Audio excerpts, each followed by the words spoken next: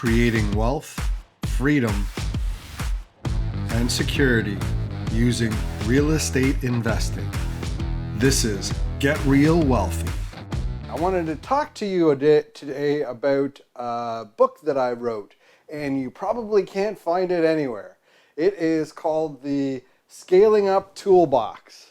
It is a how-to guide for real estate investors who don't have to use their own money to buy property. So I wanted to talk to you a little bit about the book and why it's important to scale your portfolio and why it's necessary to work with others. Real estate is a team business, no matter how you slice it.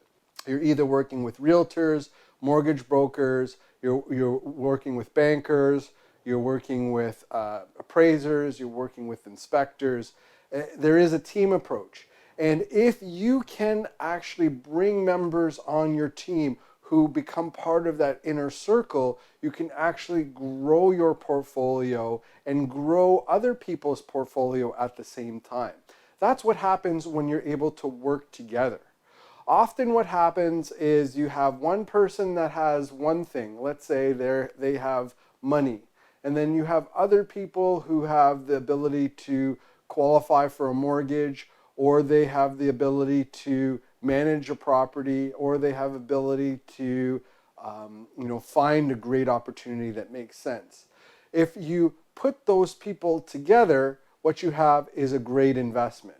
And that's what we're talking about here, putting that together and creating a good investment by working together with other people. What you can do is use a co-venture agreement in order to create a partnership together. And by using that co-venture agreement, you outline the roles of who does what by who. And you should always have that co-venture agreement written by a lawyer or reviewed if you do get one. We have a co-venture agreement that we share at DurhamREI. It costs thousands of dollars to create, but it's something that you can download if you're a member and use for your own co-ventures. The idea behind this is that you're making a sandwich. Somebody's got the bread, somebody's got the meat, somebody's got the cheese, and together you got a great sandwich, okay? So that's what's happening with these joint ventures or co-ventures. Now, there are different ways that you can structure the joint venture.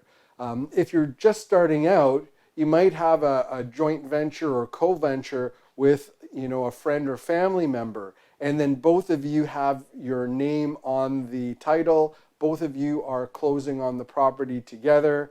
Both of you own the property with your name.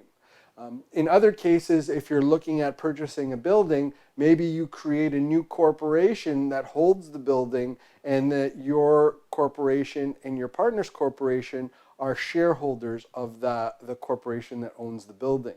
There are lots of ways to do this. I encourage you to talk to your accountant to make sure that you've got this handled from an accounting perspective, and talk to your lawyer to make sure that you've got it covered from a legal perspective and a liability perspective.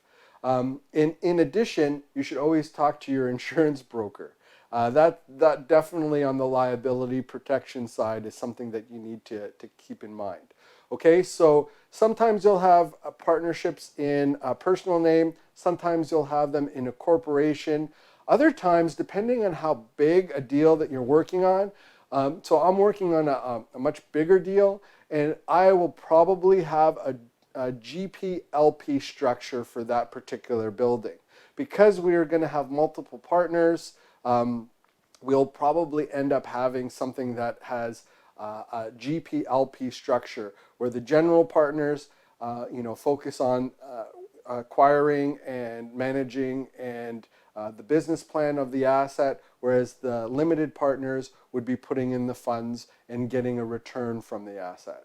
So that's a little different, and it's probably more advanced, but that's something that you want to consider. And maybe some pieces of advice here, that you always have things done in writing. You do not do a handshake agreement You do not wait until a year later or after you've closed the property that you try to come up with agreement.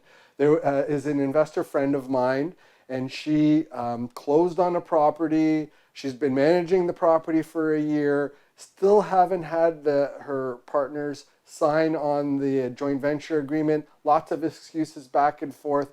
In the end, they wanted out of the joint venture. They didn't acknowledge it because it wasn't in writing. It was in writing, but it wasn't signed. It wasn't agreed upon. And she had to exit that whole situation.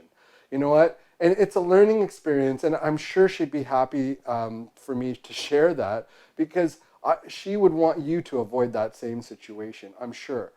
So make sure that you have those agreements signed and closed on and everything reviewed before you close on the actual property itself. The next thing that you're going to want to do is watch out for provincial legislation and securities legislation. You do not want to be on the wrong side of securities legislation. And that would be the SEC in the US. In Ontario, it's the Ontario Securities Commission. In Alberta, it's the Alberta Securities Commission. Unfortunately, in Canada, we don't have a countrywide securities commission like they do in the US. But again, you want to make sure that you avoid getting into any trouble. That's posting returns, all that stuff. You don't want to make those mistakes, so just keep that in mind. If you are interested in buying this book, I'm going to make it available to my podcast and video subscribers by going to the link jointventurebook.com. I don't know how long I'm going to have it available, so make sure that you take a look at that link, and you can pick up a copy of that book. This is a one-time offer, and I cannot guarantee that that link will be up for very long. So again, go to jointventurebook.com. And I wanted to thank you for listening to this episode of Get Real Wealthy. Make sure that you share it with some friends, and we will see you on the next episode. Like, subscribe, and please review the podcast and the videos, and we'll see you on the next episode. Have a great one, everyone. Make sure to check out GetRealWealthy.com. Until next time, I'm Quentin D'Souza. Get out there and take action.